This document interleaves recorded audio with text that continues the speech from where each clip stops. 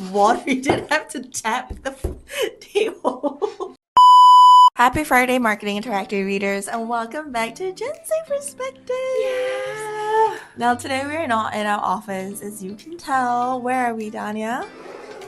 We are at APRW. Thank you, APRW, for having us. Shall we dive into the top stories of the week? Yes. So let's start out with one of the biggest campaigns that have come up this week. It's by OpenAI. They did a few brand films for ChatGPT, and it's basically showing how it's being used in everyday moments. There were some examples of someone asking ChatGPT for a recipe that tells this person, "I like you, but I think you're cool." Or what was I it? think it's I like you, but not too much, or something like that. Not too. I like you, but play it cool. Yes, I like you, yeah, but play it cool. I can definitely relate because I do ask ChatGPT for some recipes. That's not the only thing that they've rolled out this week, though. Yeah. They rolled out a shopping feature in partnership with Shopify, Etsy, which basically allows consumers to purchase products directly on ChatGPT. I'm thinking if I was a brand or an e-commerce marketplace, how would that affect me? Analysis idea. Stay tuned for the analysis. There's one major cool thing that's happening this week that I'm really excited about. F1! So there have been plenty of activations happening around Singapore, and I'm really excited about it. Yesterday, Ralph Lauren Fragrances rolled out their campaign, and Lando Norris was actually the face of the campaign and brand ambassador, so he came down. And the malls were so swarmed. That's what I see. So I was scrolling through Instagram yesterday, and all I saw was videos of crowds, and I was like, what is going on? And some of my friends got to meet him and stuff. What? Yeah, so it was quite cool. But I mean, I'm not the biggest F1 fan.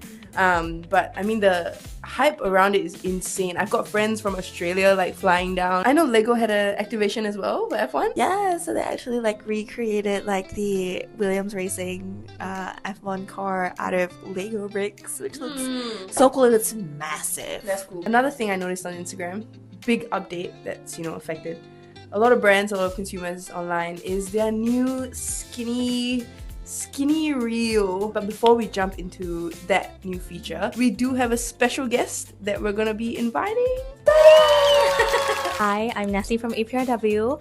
I'm a manager here, and I'm in the consumer lifestyle team. We do PR for a lot of our clients. Okay, so we were briefly talking about the skinny reels trend on Instagram. Have you seen it? What do you think about it? I've seen it. I think some of the content creators that I follow actually picked up on that trend, and they were using it to sort of show a very cinematic sort of reel or content. I don't like it though. I kind of hate it. I just feel I find myself squinting when I'm I see it, and agree. I'm like I have to zoom in, and then when I click on it, then it I get mad. Because Because it's what's the point of even having this if we're you have so much space? I guess it could be an aesthetic. An aesthetic thing. It's more for brands like Kit Kat. You know how Kit Kat did that thing? Yes, yeah. I saw that. I saw See, that. that one is a smart way of doing it. That works for the brand, but I don't see anybody else doing it effectively. Maybe there's no longevity to this. It can show that the brand is really on top of the trend for a while, but in terms of the format, I agree with you. I think it cuts off at the top and bottom, and it leaves you wanting more when there's no more. What would you say if your client wanted to do Yes.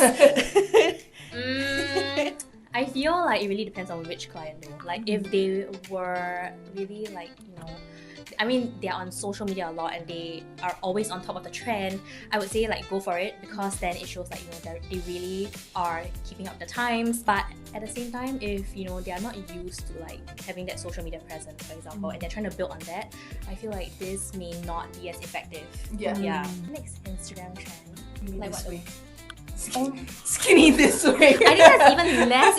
That's the least effective. Oh my god. Well, you heard it here first, folks. Gen Zs don't like this We don't. Oh. We want to be able to see the post clearly. Yes, yes, for sure. Alright, thank you so much for Thank taking you. the time. Thank And we'll you. catch you next week on Gen Z Perspectives. Bye!